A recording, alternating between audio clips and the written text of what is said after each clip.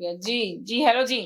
देखिए ये तो अवाम जी। को मेरे ख्याल से जहरीली लॉलीपॉप दे दी है उन्होंने हुँ। 4 साल के अंदर। हुँ, हुँ। सुन-सुन के थक गए लोग, वादे वाक़ई कंटेनर्स में जो वादे ऐसे चलते थे, तो वोटर्स एक इतनी तेज़ी से इनकी तरफ आए थे, उनका ग्राफ बहुत ऊपर गया जी। एकदम।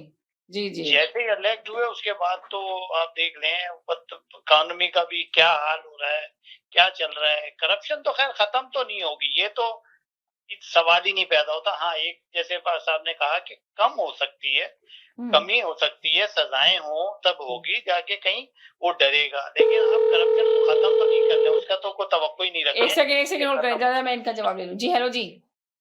जी, हेलो। जी। एक चीज़ और चूँकि मैं गौर कर रहा हूँ कि उनकी किस कदर अहमकाना बातें थी। हुँ। एक उन्होंने कहा जी हमारे पास इलेक्शन में आने से पहले, हुकूमत में आने से पहले के 200 माहिरीन हैं, हुँ, ठीक है? हुँ। हुँ, हुँ। उन जी। 200 माहिरीन में से हमारे जितने 200 का ना जी। जी, जी, जी। जी, जी। उसमें से जितने का सिलेक्शन किया वो इमरान खान ने किया, हुँ, करेक्ट? हुँ। जी। उनकी खूबी ये है कि जितने नाअहल लोग थे उसके अंदर वो सब उन्होंने चूज़ किए, हुँ, हुँ। ठीक है? तो इसमें जी। गलती किसकी हुई? जिसने चूज़ किया। जिसे चूज़ किया, जी।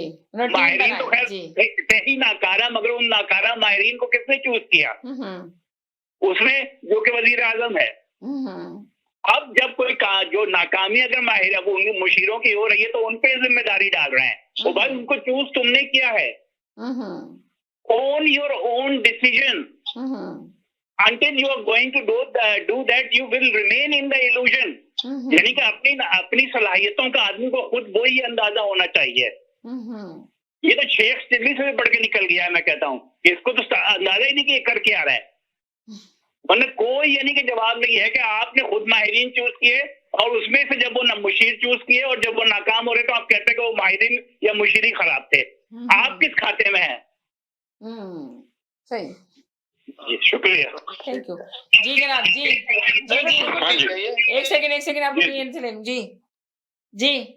बोलूं मैं? हाँ, बोलें आप बोलें, आप हाँ जी। बोलें। जी, जी। पहली बात तो मैंने नोटिस किया विंटर साहब काफी दिनों से नहीं आ रहे। जी। खैरियत तो है उनकी?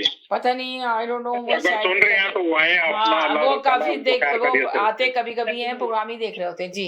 जी, और उसके बाद लियाकत भाई भी नहीं आ रहे और जी। इमरान खान तो पाकिस्तान से भाग रहा है। तो आज पीटीआई वाले तो आज आपके प्रोग्राम से भागे हुए हैं। जी। वो कोई भी नहीं आ रहा। तो कोई थोड़ा-सा हौसला करें, कोई बात नहीं है। मतलब एक कभी चाचे दियां, कभी मामे दियां होंदियां ने। क्या कहते हैं पंजाबी में, कभी चाचे दियां, कभी भतीजे दियां। तो आए अपना आके अपना फेस करें, कोई बात नहीं है। जी।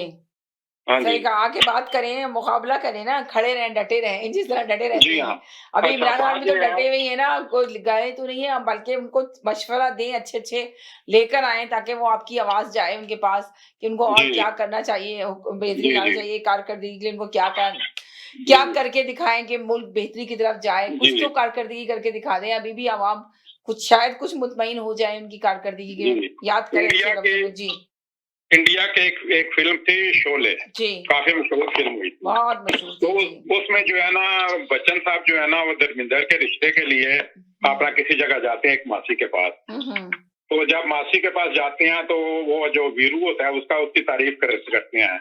जी। कहते हैं कि मेरा दोस्त जो है बहुत अच्छा है, बहुत ही अच्छा है। तो ये बंदा जो है जब कभी जुआ जीत जाए तो थोड़ी सी अपना शराब ही पी लेता है।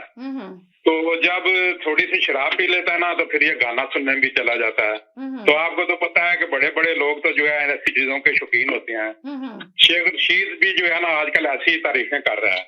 इमरान खान ईमानदार बड़ा है, ये आज ही कह रहे थे एक जगह पे। जी। इमरान खान ईमानदार बड़ा है मगर इंसाफ नहीं कर सका। दिल है कि उसका महंगाई ना हो लेकिन महंगाई रोकना उसके बस में नहीं है। अपना और कंट्रोल भी नहीं कर सका। पैसा वापस लाना चाहता है लेकिन ला नहीं सकता।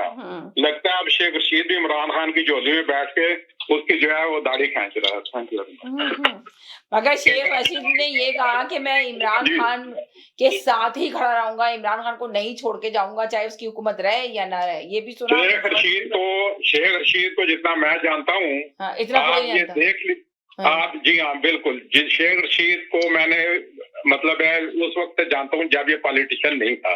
अच्छा, तो आपने देखा था कि शेख रशीद के बारे में जब इमरान खान आए भी नहीं थे, अपोजिशन में थे, तब शेख रशीद के बारे में इमरान खान ने क्या बोला था? मैंने एक वीडियो भी चलाई थी बहुत पहले अपने प्रोग्राम के अंदर। जी जी कि मुझे मैं पता शेख है। रशीद को अपना चपरासी भी ना रखूं।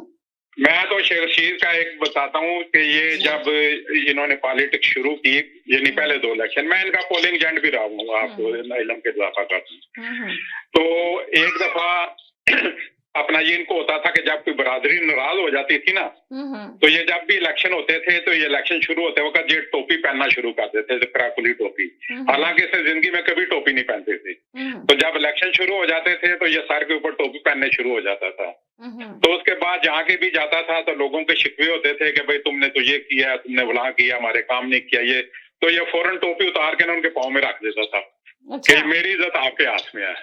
तो ये इस अपना ज़हन के आदमी है। तो ये आप देख लीजिएगा कि ये जिस दिन ये भी जो 23-24 अपना इरकान असेंबली का कहा जा रहा है कि वो असेंबली की तरफ जाना चाहते हैं, तो जिस दिन वो चलेगी आप देख लीजिएगा 1 हफ्ते के अंदर अगर इसने पीटीआई ना अपना फिर ना भागा तो मेरा नाम बदल दिया। अच्छा। तो हाँ बिल्कुल, ये बंदा जो है जो ही जहाज डोलने लगता है वो वक्त से पहले छलांग लगा लेता है। तो अभी जो इनके साथ जो बैठे हुए वज़ीर-ए-आज़म इमरान खान के लेफ्ट और राइट जो लोग बैठे हुए वो भी तैयारी करके ही बैठे हुए समझते हैं।